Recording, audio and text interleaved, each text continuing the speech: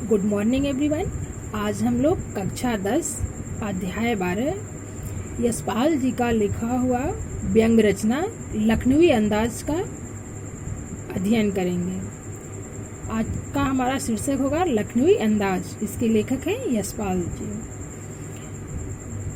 तो हम पहले आपको पाठ का सारांश बताएंगे, उसके बाद इसका प्रश्न अभ्यास कराएंगे। पाठ को आप पुस्तक से विस्तृत अध्ययन पाठ का कर लीजिएगा।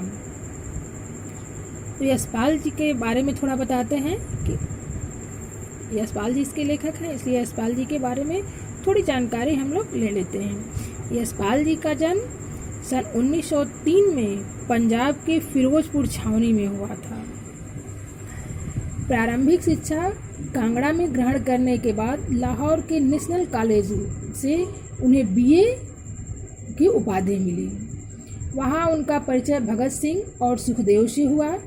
स्वाधीनता संग्राम की क्रांतिकारी धारा से जुड़ाव के कारण वे जेल भी गए और उनकी मृत्यु सन 1976 में हुई।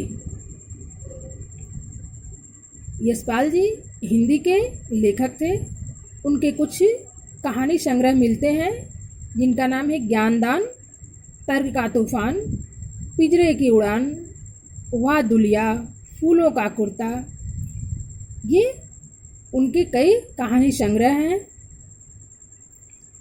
और उनके कुछ उपन्यास भी हैं जिसका नाम है अमिता, दिव्या, पार्टी कामरेड, दादा कामरेड, तेरी मेरी उनकी बात। ये उनके प्रसिद्ध उपन्यास हैं। आइए अब हम इस पाठ का सारांश पढ़ेंगे।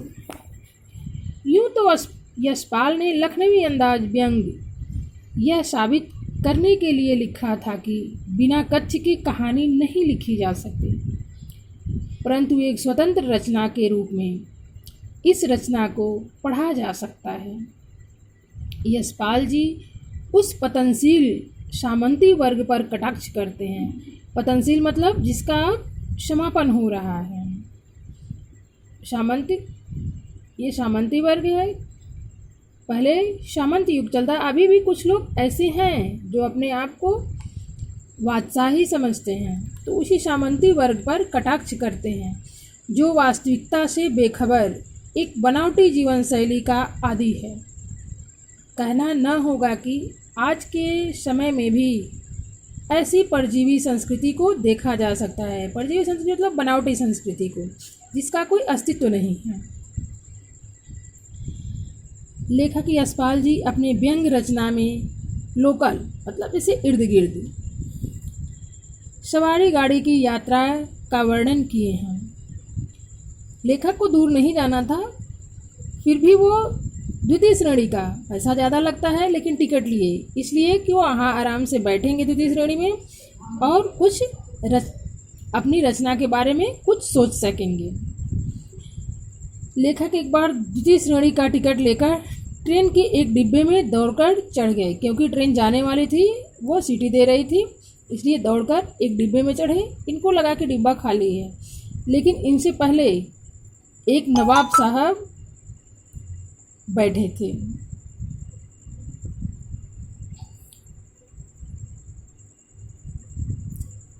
ट्रेन में नवाब साहब बैठे थे। नवाब साहब इनको देख के उनका चेहरा कुछ उतर गया, क्योंकि नवाब साहब भी इसी वजह से बैठे थे वहाँ पर कि वो अकेले वहाँ बैठना चाहते थे। इनको देखकर नवाब साहब जो है असंतुष्ट हुए। उनके हाव भाव से ऐसा लगा कि वे यशपाल जी के आने से असंतुष्ट हो गए।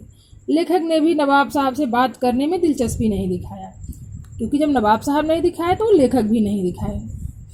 लेकिन नवाब साहब के पास उनकी सीट पे उनके तौलिए पे दो सुंदर अच्छा खीरा रखा हुआ था, हरा हरा। कुछ देर बाद नवाब साहब के पास दो खीरा था। नवाब साहब उस खीरे को करीने से बहुत संभाल कर काटे और उनके ऊपर नमक और लाल मिर्च भुरके मतलब नमक और लाल मिर्च लगाए। और नवाब साहब ने लेखक से पूछा भी कि क्या आप खीरा खाएंगे, वो अपनी भाषा में पूछे।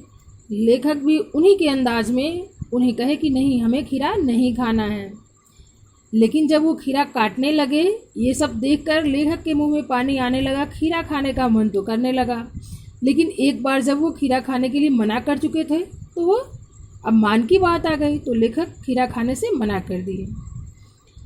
लेखक देखते रहे कि नवाब साहब ने खीरे को नाक से सूंघकर ट्रेन की खिड़की से बाहर फेंक दिए और अपने रुमाल से अपना हाथ मुंह पोंछ लिए, और जैसे उनका पेट भर गया हो इस तरह से वो डकार लिए, जैसे पेट भरने के अंदाज में उनके पेट से डकार आया, जैसे उस खीरा की सूंघने से उनका पेट भर गया हो।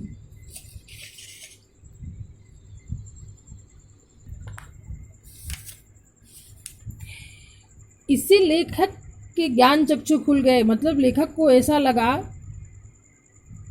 वो पहचान गए कि ये नई कहानी के लेखक हैं। नई कहानी मतलब लिखा जा सकता है इनके ऊपर।